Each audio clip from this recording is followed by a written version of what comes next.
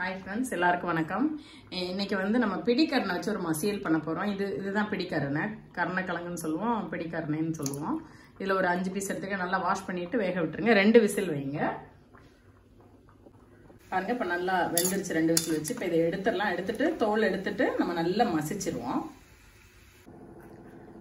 பாருங்க இந்த மாதிரி நம்ம இந்த கிழங்கை வந்து தோல் எடுத்துட்டு நல்லா இந்த அளவுக்கு மசிச்சு வச்சிடறோம். இதுக்கப்புறம் இதை எப்படி தாளிக்கிறதுன்னு பார்க்கலாம். இப்போ பாத்திரம் வந்து சூடாயிருச்சு. இதில் நல்லெண்ணெய், இதுக்கு வந்து நல்லெண்ணெய் தாங்க சேர்க்கணும்.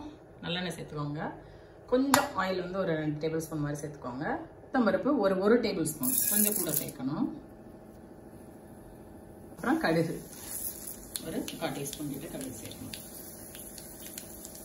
எல்லாம் வெடிச்சிருச்சு, உளுந்து செவந்துருச்சு. இப்போ வந்து நம்ம சின்ன வெங்காயம் வந்து பொடியாக கட் பண்ணி வச்சிருக்கோம். சின்ன வெங்காயம் தாங்க போடணுக்கு. கருவேப்பிலை 2 பச்சை மிளகா சின்ன நறுக்கி வச்சிருக்கேன். இது எல்லாத்தையும் இதில் சேர்த்துக்கலாம்.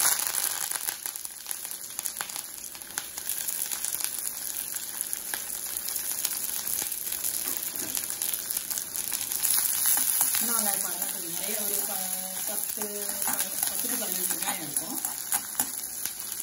நல்லா வதங்கட்டும்.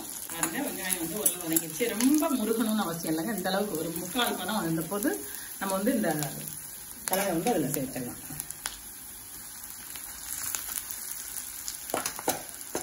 ஒன்று சேர்ந்தாப்புல வதக்கி விட்டுருங்க. இது ரொம்ப ஹெல்த்துக்கு ரொம்ப நல்லதுங்க. கருணக்கிழங்கு வீக்லி ஒரு 2 டைம் சாப்பிடலாம். கார குழம்பு பண்ணி சாப்பிடலாம். அப்புறம் கருணக்கிழங்கு ப்ரான் போட்டு ஒரு குழம்பு பண்ணலாம், நல்லாயிருக்கும். அது நல்லா கொஞ்சம் தீ குறைவா வச்சுட்டு நல்லா வதக்கி விடுங்க. 1/4 டீஸ்பூனுங்க மல்லித்தூள். நம்ம குழம்புக்கு அரைச்சி வைப்போம் இல்லையா, அந்த மல்லித்தூள் சேர்த்துக்கோங்க. ரொம்ப கம்மியாக 1/4 டீஸ்பூன். நான் 5 கிழங்கு போட்டிருக்கேன், அதுக்கு 1/4 டீஸ்பூன். பச்சை மிளகாய் ஏற்கனவே 2 சேர்த்துருக்கோம். கொஞ்சோண்டு காரப்பொடி, அதுவும் ஒரு 1/4 டீஸ்பூன். மஞ்சள் பொடி. நல்லா இதெல்லாம் கிளறி விட்டுறலாம். கொஞ்சம் அடி கனமான பாத்திரமா வச்சுக்கோங்க. இதுக்கு நல்லெண்ணெய் தாங்க சேர்க்கணும். ரொம்ப டேஸ்டா இருக்கும். வயிற்றுக்கு வந்து ரொம்ப நல்லது இந்த கிழங்கு. இப்போ நமக்கு இதுக்கு தேவையான அளவு உப்பு சேர்த்துக்கலாம். ஒரு டீஸ்பூன் உப்பு சேர்த்துக்கோங்க.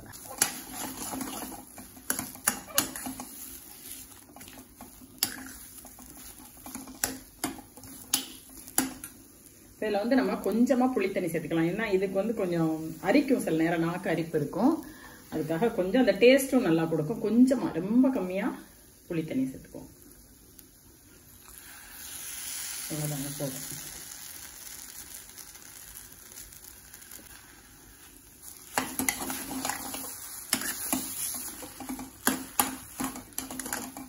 கொஞ்சமாக தண்ணி சேர்த்துக்குவோம். அந்த அளவுக்கு. இப்போ எல்லாம் சேர்ந்து அப்படியே வேகட்டும். உப்பு வந்து டேஸ்ட் பார்த்துக்கிட்டு வேணா சேர்த்துக்கோங்க. கண்டிப்பாக ட்ரை பண்ணி பாருங்க. ரொம்ப டேஸ்ட்டாக இருக்கும். சாம்பார் சாதத்துக்கு நல்ல காம்பினேஷன். தயிர் சாதம், ரசம் சாதத்துக்கும் நல்லாயிருக்கும். இன்னும் கொஞ்சம் நல்லா வத்தட்டும். இதெல்லாம் வத்திடுச்சு. நல்லா டேஸ்ட்டாக இருக்குது. இப்போல்லாம் கரெக்டாக இருக்குது. இப்போ இது ஆஃப் பண்ணிடலாம். கண்டிப்பாக ட்ரை பண்ணி பாருங்கள் எல்லாரும். தேங்க்ஸ் ஃபார் வாட்சிங் ஃப்ரெண்ட்ஸ்.